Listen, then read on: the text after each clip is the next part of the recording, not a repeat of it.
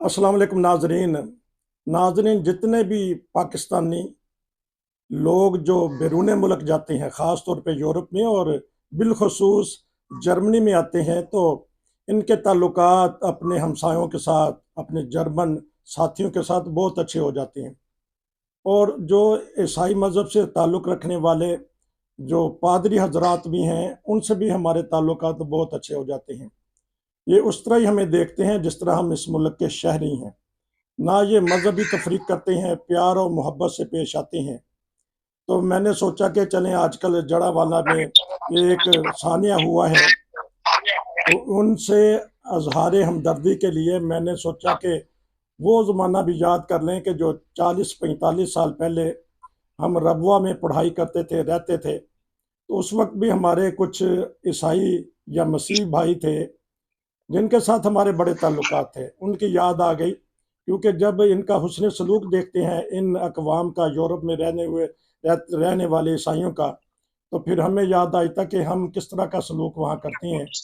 पाकिस्तान में तो बहरहाल मसीह बरादरी से अच्छा सलूक नहीं करते, लेकिन मैंने देखा है कि जो रबुआ की बस्ती है, वहाँ रहने वाले ईसाइयों से हम प्यार और मोहब्बत से रहते थे। तो आज मैंने सोचा कि वहाँ एक बड़े दर्द दिल रखने वाले कलम कबीला के वहाँ सदर हैं, उनसे मैं पता करूँगा और उनकी पुरानी यादें मैं उनको बताऊँगा कि हम किस तरह रहते थे, और मैं उनसे पूछूँगा, क्योंकि इस वक़्त रबुआ के लोग शहरी पूरी दुनिया में फैले हुए हैं। वो इस बात को पसंद करेंगे कि जो वहाँ मसीह भाई थे हमारे, तो उनको वो याद भी पुरानी आ जाएगी, तो मैं भी कुछ उस वक़्त के वाक़यात बताऊँगा। तो मैं चलता हूँ, मेरे साथ के सईद साहब हैं, कलम कबीला से ताल्लुक़ रखते हैं और दर्द दिल रखते हैं, शायर भी हैं। तो मैं पता करूँगा कि हमारी मसीह बरादरी कैसी है, जो रबवा में रहने वाले। जी, अस्सलाम वालेकुम। वालेकुम सलाम नसीर भाई। हाँ जी, देख, मैंने मज़मून जो उठाना था बता दिया कि मैं चाहता हूँ कि हमें वो पुरानी बातें मैं बता दूँ कि हमारे साथ वो पढ़ते भी थे, खेलते भी थे, काम भी करते थे। हमारे जो मसीह भाई थे उस वक़्त बाबुल अबवाब के इलाका में उनकी बस्ती थी एक, उस वक़्त छोटी-सी बस्ती थी, और एक बस्ती थी जी स्टेशन के करीब। ये दोनों बस्तियाँ तो मुझे याद हैं, हो सकता है उस वक़्त 11-12 साल उम्र हो, फिर 15-16 साल में पता लग गया कि ये कैसे हैं। और जो हमारे साथी थे, उनके साथ तो हम बड़ा प्यार और मोहब्बत से रहते थे। अब बताइएगा कि ये जो हमारे मसीह भाई हैं रबुआ में, ये कैसे हैं और कितने चर्चेज़ हैं आजकल, और कितनी तादाद बढ़ गई है, और आपके साथ ताल्लुकात कैसे हैं? क्योंकि आप शायर हैं, और शायर हर किसी का हर दिल अज़ीज़ होता है। जी। आपने बात की है मसीह बरादरी की, तो ये तो ऐसे पुरअमन लोग हैं। यहाँ जो रहते हैं बड़े अमन से रहते हैं, हमारे साथ घुल मिल के रहते हैं, हमारी खुशी गमी में शामिल होते हैं, हम उनकी खुशी गमी में शामिल होते हैं। कोई मसला नहीं है, ना कि मजहबी मुनाफरत है, ना कि और नफरत है। वो हमारे दोस्त हैं, हम उनके दोस्त हैं, हमारे साथ काम भी करते हैं।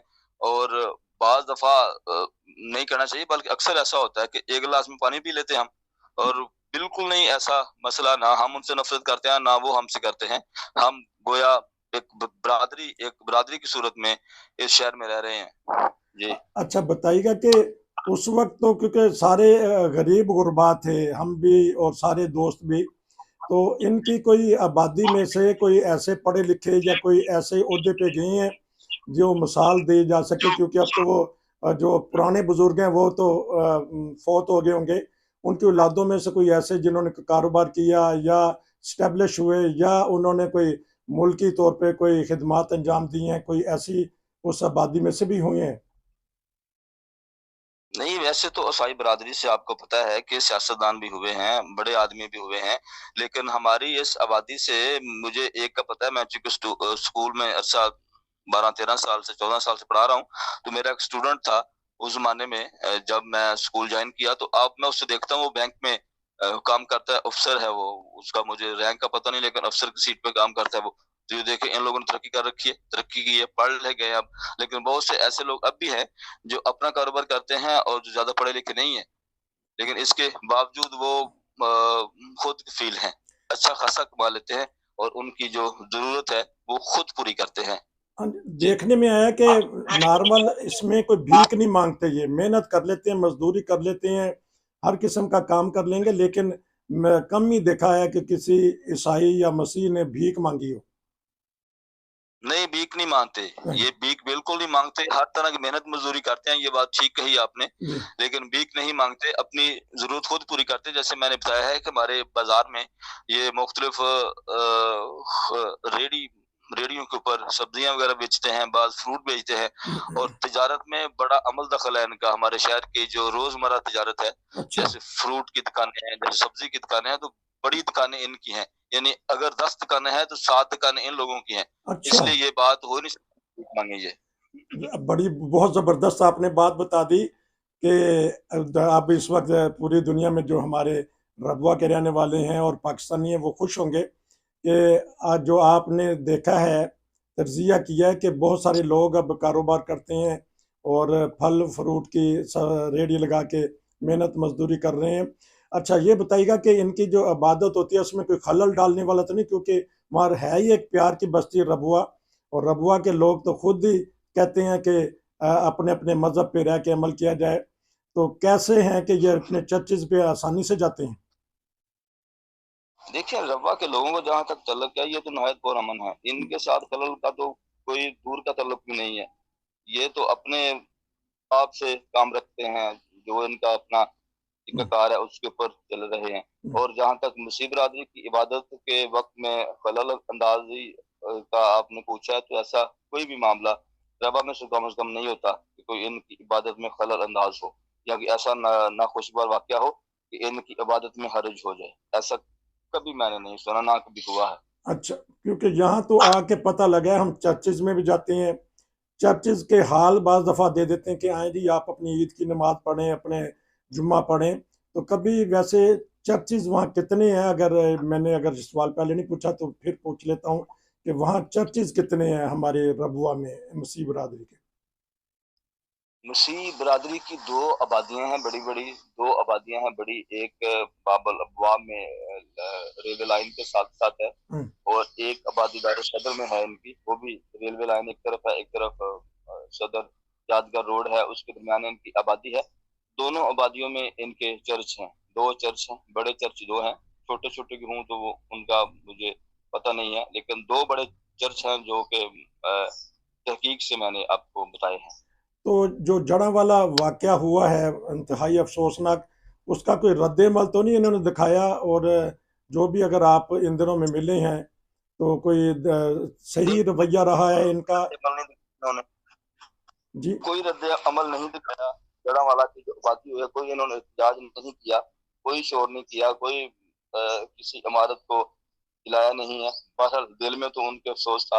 उन दिनों में ऐसा था कि इनके जो चर्च है यहाँ जो गिरजा है, वहाँ पुलिस पहरा देती रही और उनकी 4-5 दिन के लिए ड्यूटी लगी रही। वो लोग यहाँ मौजूद रहे गवर्नमेंट की तरफ से, अच्छा, पुलिस कि मुलाज़िम। पुलिस ने खुद हिफाज़त की चर्चेज़ में जाके, गो कि वो एक ऐसी आबादी है जो अमन का पैगाम देती है, रबवा की आबादी, वहाँ तो सवाल ही नहीं पैदा होता। जी। लेकिन फिर भी शर पसंदों से बचने के लिए ये हुकूमत पंजाब ने या मरकज़ी हुकूमत ने ये कदम उठाया कि उन दिनों में चर्चेज़ में, जो रबवा में चर्चेज़ हैं, वहाँ पुलिस का पहरा रहा है।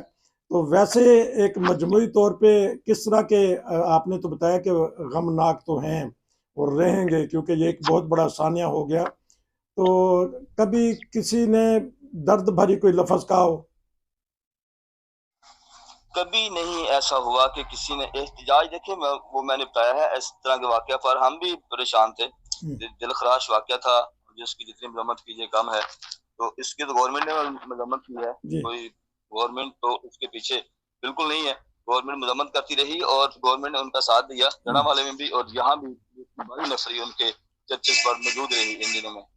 अच्छा, तो ये बताइएगा कि एक सियासी पहलू भी थोड़ा-सा मैं ले लेता हूँ।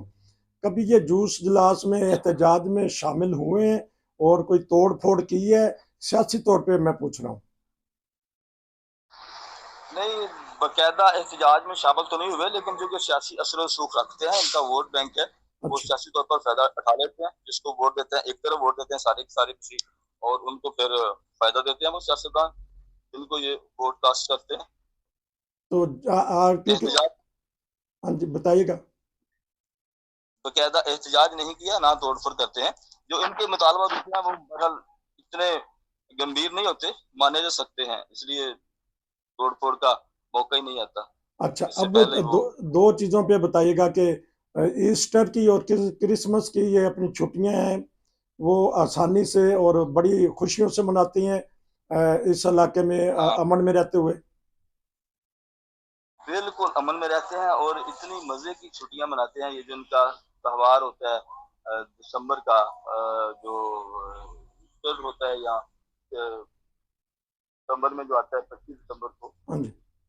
25 दिसंबर को इनका जो त्योहार होता है, क्रिसमस का त्योहार है, वो इतनी खुशियों से मनाते हैं कि करीब जो बाबुल में पहाड़ी का एरिया है, वो सारा इन्होंने रंगा-बिरंग रंग-बिरंगे बल्कि कुमकुमों से सजाया होता है। अच्छा, इतनी रोशनी होती है उस बाजू में कि लगता है कि मज़ा आ गया, देखते-देखते मज़ा आ जाता है। इतनी अब खुशियों से मनाते हैं ये बहुत क्रिसमस के यहाँ हाँ हाँ जी, जी, क्योंकि ईस्टर में इतना आवाज़ में कुछ हो रहा है, तो क्योंकि बहुत खुशी हुई कि हमारे मसीह भाई रबुआ में रहते हुए अपनी मज़हबी और मुआशरती जो उनकी ज़िंदगी है, बड़ी खुश व खुर्म के साथ ये गुज़ार रहे हैं। उन्होंने बताया कि चरागाँ भी किया जाता है जब इनकी ईद त्योहार होता है। तो ये मैंने सोचा कि चलें हम पुराना वक़्त का याद कर लें कि उस वक़्त हमारे साथ खेलते थे, रहते थे, मिल-जुल के रहते थे। हमारे साथ जो इनके बुजुर्ग थे उनका नाम नैत था, नैती-नैती उनको कहते थे। बहरहाल उनके साथ उनकी बच्चियाँ भी थी, उनके बच्चे भी होंगे, बहरहाल जहाँ भी हों, बहरहाल खुश रहें, आबाद रहें और ये जो अमन की बस्ती है उसमें वो अमन के साथ ही रहें। जी, मैंने सोचा कि आज जो हमारे शायर हैं कलम के बिल्ला के, उनसे इस बारे में पता करूँ कि हमारी बस्ती में मसीह बरादरी किस तरह रह रही है। नाज़रीन, ये था एक ख़ुसूसी प्रोग्राम, उम्मीद है आपको पसंद आया होगा क्योंकि हमारी कोशिश होती है कि हम अच्छे से अच्छे प्रोग्राम हालात हाज़िरा से आपको आगाही देते रहें। जिस तरह इन्होंने बताया कि पुलिस पहरा देती रही वहाँ ताकि कोई शर पसंद आके वहाँ नुकसान ना पहुँचाए। अल्लाह करे पूरी दुनिया में प्यार व अमन, मोहब्बत बरकरार रहे। इंशाअल्लाह इनसे मैं इनकी शायरी भी सुनूँगा, मसरूफ़ हैं, सर्विस भी करते हैं, तो इंशाअल्लाह राब्ता जब रहेगा। आपका बहुत शुक्रिया जी, अस्सलाम वालेकुम।